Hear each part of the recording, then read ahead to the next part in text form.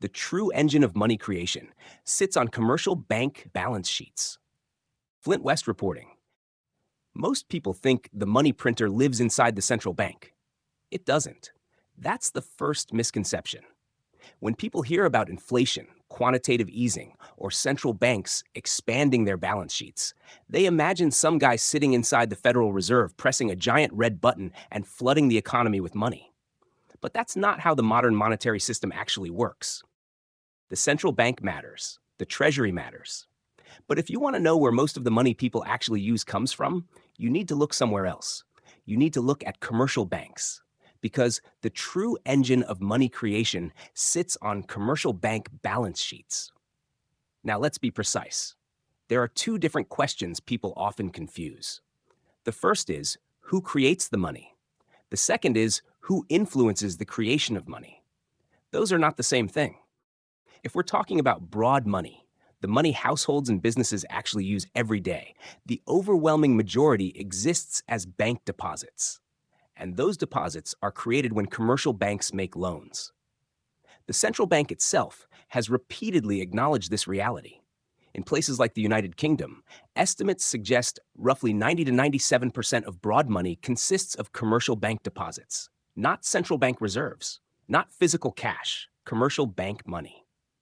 That means when a bank approves a mortgage, finances a business expansion, or extends a line of credit, it is not merely moving existing money from one account to another. It is creating a new deposit. A new asset appears on one side of the balance sheet.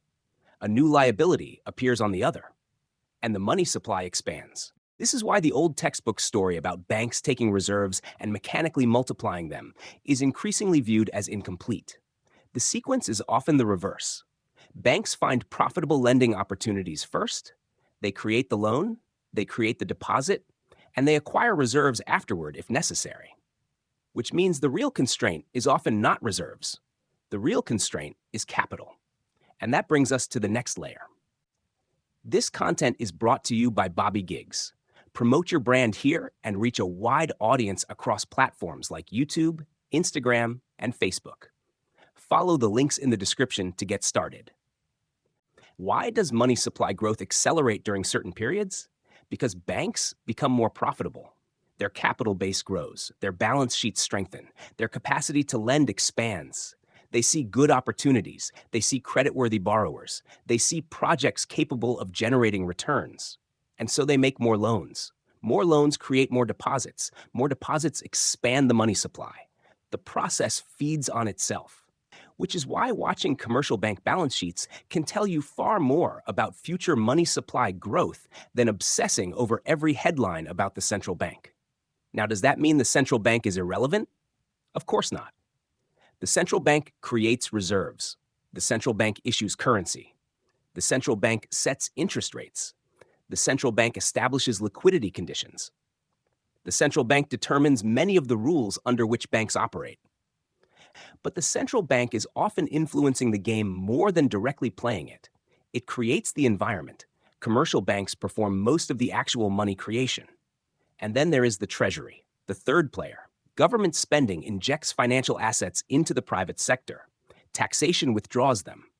Deficits influence liquidity conditions and economic activity. During major crises, fiscal policy can become an enormous driver of money growth. But during normal times, private credit creation tends to dominate, which is why, if you were forced to draw a conceptual pie chart of the entire monetary system, a reasonable approximation might look something like this. Commercial banks, 70%. Central banks, 20%. Treasury and government, 10%. Not because those numbers are universal laws, not because they remain constant across every country and every decade, but because they roughly capture where the influence sits. Commercial banks are the primary engine. Central banks control many of the conditions. Governments provide fiscal impulses that can amplify or suppress the cycle. And that leads us to the final takeaway. If you want to understand money supply growth, stop staring exclusively at the Federal Reserve. Watch commercial bank balance sheets. Watch lending growth. Watch bank profitability. Watch capital formation. Watch credit demand. Because that is where most money is actually born. The Treasury may pull the trigger, the central bank may supply the ammunition, But commercial banks fire most of the bullets, and that is why the true engine of money creation sits on commercial bank balance sheets. Flint West signing off.